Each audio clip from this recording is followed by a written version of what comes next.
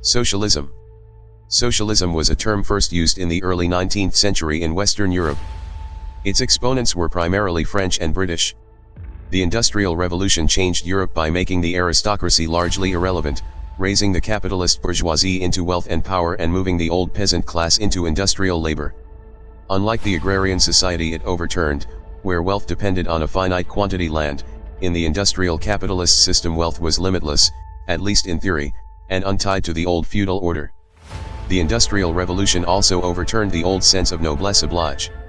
Capitalists were comfortably, guiltlessly, rich and powerful, full of pride, and without a sense of obligation to the poor or their own competition. These were the people who took power from the aristocrats and created the early capitalist democracies, political systems in the image of their economic and political interests. Freed from the nobility, they had guarantees of property rights and the ability to pursue more property. These 19th century liberals agreed that only the economically independent and secure could be politically free. Thomas Jefferson exemplified this concept, using it as justification for his desired nation of small farmers. He also agreed that liberty was not the product of Christian thought but of natural law. Without theological justification, there was no basis for censure. Some 19th century liberals even praised greed as the motivator for economic growth and prosperity. Unlike feudalists, capitalists defined dependency as self-destructive. For their own well-being, the poor had to work, and if they did not do it voluntarily, the system would force them. In Britain, poor laws, which seemed to be based on this philosophy, could be quite harsh. Capitalist problems. The French philosopher Jean-Jacques Rousseau contended that democracy could not survive with a wide disparity between the rich and poor. Other critics of the system worried about more basic problems with rule by benign capitalists. They pointed out that the system in England, Germany, and other early industrializing countries had taken the old feudal protections that had ameliorated the lot of peasants limited in space and wealth. As near property without rights of mobility or much else, peasants did have reasonable protection against starvation and homelessness. Capitalism's exploited factory workers lacked even the basics, being free. They could be fired and hired at will from jobs whose pay was set by a going rate pegged to competition with hordes of other displaced peasants desperate for a wage. The new workers faced factory employment that included 12-hour shifts 7 days a week in inhumane conditions. This applied to women and children, often preferred because they worked for much less than men. Early capitalism produced lowered standards of living and declines in educational levels in many areas. The new industries also lacked compunctions about polluting the environment or maiming or killing the workers. Factory town food was commonly inferior and often scarce. Even some of the well-off began feeling twinges of guilt, spurred in part by the works of Charles Dickens. Of more concern to the middle classes was the business cycle. Under the feudal system, aside from the occasional plague, war, drought, or famine, life was mostly predictable. Capitalism from the beginning featured booms and busts out of human control. Life would sail along for a period, with growth, prosperity, increases in jobs and wages. Then, inexplicably, the system would collapse, profits and wages would fall, millions would be either out of work or poor, and even some of the rich might fall a class or two toward poverty. Capitalists thought to stabilize the system by regulating maximum wages and prohibiting unions. They also regulated imports and combined into trusts to thwart competition. The crashes persisted. The basics of socialist thought. Although critical of liberalism, socialism shared the idea of progress and the end of aristocracy. Socialists repudiated liberalism as a facade for greed.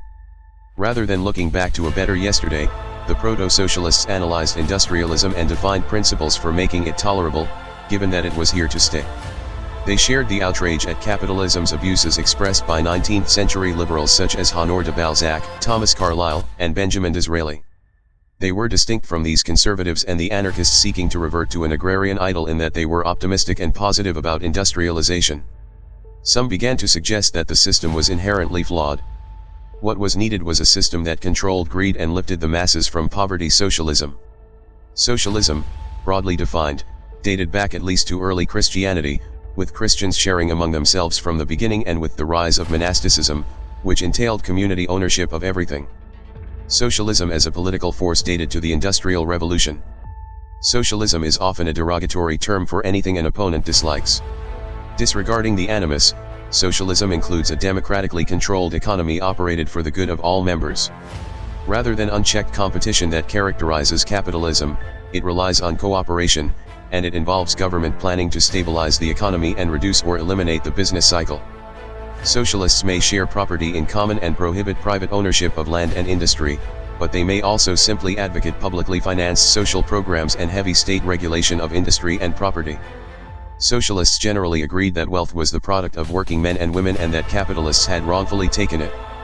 To alleviate poverty and misery, they sought to bring about a system characterized by cooperation, democracy, equality, and prosperity for all. Other philosophies. Other groups shared the socialist ideals: anarchists and communists. Anarchists rejected even the socialist democratic government. They viewed government as inherently tyrannical and wanted maximally decentralized government incapable of tyrannizing the people. They were ineffective because peaceful anarchists lacked the power to change much, and violent anarchists generally provoked more hostility against themselves than against the government they wanted to end. Communists could occupy the extreme wing of socialism with community ownership of everything, perhaps in the manner of the early and monastic Christians. They could also be Marxists. Marxists see socialism as an interim arrangement that reorganizes society into the form that withers away until a modified anarchism appears: a society without money or market forces, with worker ownership of property, with production for the producers only, and with no state. This communism has never developed. Early socialism. In the 19th century, capitalism was new, and socialism seemed a reasonable system to replace it. The early socialists knew that economic systems were not inevitable or eternal. Feudalism died within their memories. Capitalism could wither away as well. The early socialists included Henry de Saint-Simon, François-Marie Charles Fourier, and Louis Blanc of France and Robert Owen of Wales. Not politically astute, they were Enlightenment idealists who thought that people of goodwill could voluntarily bring about a better society. Fourier and Saint-Simon's ideas remain theoretical, but Owen, the wealthy industrialist, founded several communities, particularly in the United States, but failed to make a go of any of them. These social critics thought to reform poverty and inequality by redistribution of wealth and the creation of a society of small, utopian communities without private property. The early critics made no distinction between socialism and communism. A perception developed in Europe that socialism was more amenable to religion while communism was atheistic. In Britain, communism sounded too much like communion, and thus was viewed as being too Catholic. Pierre-Joseph Proudhon was actually an anarchist. His slogan "Property is theft" reflected the common socialist hostility to capitalism. He was not extreme, however, allowing for individual ownership of one's home and domestic goods. He opposed property that took its wealth from the labor of others. Property of the sort included factories, mines, railroads, and the like. Karl Marx was generally in accord with Proudhon, whom he met in Paris in the 1840s. Marx's opponent, the anarchist Mikhail Bakunin, was also influenced by Proudhon. Proudhon was more influential in socialist circles than Marx and Engels, even when they published the Communist Manifesto. The utopian socialists came later to be known by scientific socialists under terms such as proto-socialists, fra-socialismus, pre-Marxian socialists, and the like.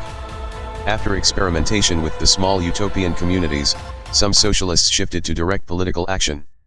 Marx and Engels regarded themselves as scientific socialists, setting themselves apart from the utopian socialists.